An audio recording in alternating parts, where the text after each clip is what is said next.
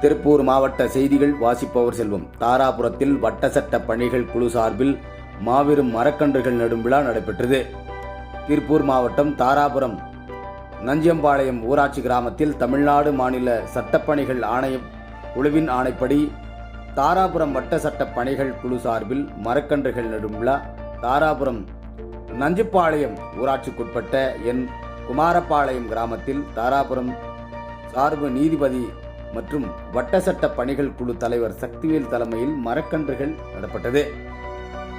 மேலும் தாராபுரம் மாவட்ட உரிமையில் நீதிபதி திருமதி மதிவாணி வணங்காமுடி, தாராபுரம் குற்றவியல் நடுவர் திருமதி உமா மகேஸ்வரி, தாராபுரம் வழக்கறிஞர்கள் சங்கர் தலைவர் கலஞ்செழியன், வழக்கறிஞர்கள் சங்கம் செயலாளர் எம்ஆர் என்கின்ற ராஜேந்திரன் மற்றும் நஞ்சிப்பாளையம் ஊராட்சி மன்ற தலைவர் ரஜினிகாந்த் ஆகியோர்கள் மரக்கன்றுகளை நட்டனர்.